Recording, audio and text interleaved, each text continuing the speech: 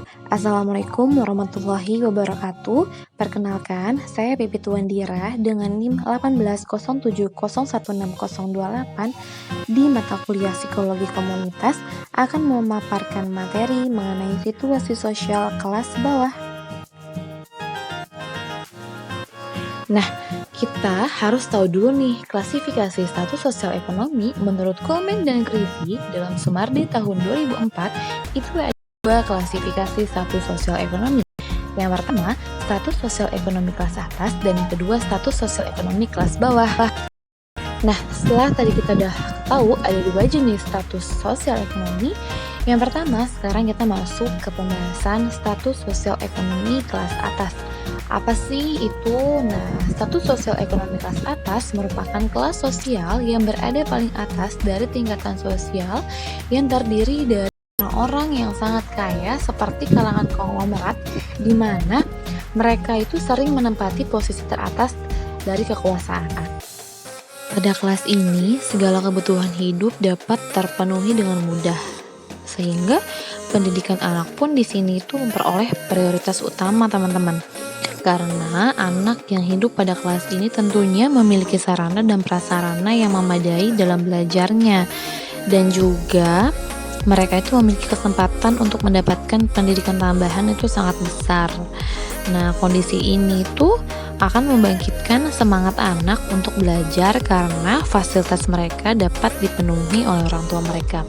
Jadi, yang hidup di kelas ini tuh orang yang memang kebutuhan hidupnya itu sangat terpenuhi, sangat memadai gitu ya, sehingga mensupport juga untuk pendidikan anak. Salah satunya itu, seperti itu. Nah, status sosial ekonomi kelas bawah. Menurut Sitorus tahun 2000, status sosial ekonomi kelas bawah adalah kedudukan seseorang di masyarakat yang diperoleh berdasarkan penggolongan menurut kekayaan, di mana harta kekayaan yang dimiliki itu termasuk kurang jika dibandingkan dengan masyarakat pada umumnya dan juga tidak mampu dalam memenuhi kebutuhan sehari-hari. Nah, jadi mereka yang termasuk dalam kategori ini tuh sebagai orang miskin dan kehilangan amnisi dalam merangkul keberhasilan yang lebih tinggi. Jadi, golongan ini tuh contohnya seperti pembantu rumah tangga, pengangkut sampah, dan lain-lain.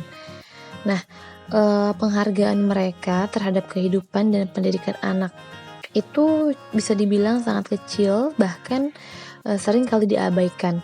Karena bagi mereka itu sangat membebankan kayak gitu. Perhatian mereka terhadap keluarga pun tidak ada, karena mereka di sini tidak mempunyai waktu luang untuk berkumpul dan berhubungan antar anggota keluarga. Itu juga dibilang kurang akrab. Jadi keinginan-keinginan yang dimiliki oleh kelas atas tadi gitu ya, seperti memfasilitasi anak dalam pendidikannya gitu ya, dalam kelas ini gitu ya kurang terpenuhi dalam soal memfasilitasi kehidupan anak, dalam soal memfasilitasi kehidupan keluarganya gitu ya, sangat berbanding jauh kayak gitu. Nah, ukuran yang biasa dipakai untuk menggolongkan masyarakat dapat dilihat dengan kekayaan ilmu pengetahuan.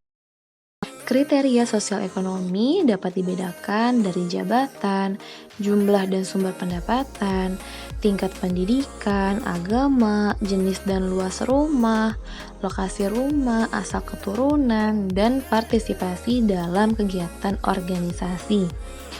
Status seseorang tercermin pula dari tipe dan letak tempat tinggalnya, perbedaan ukuran rumah dan tanah, seperti desain rumah, dan bahkan sampai ke perlengkapan rumahnya.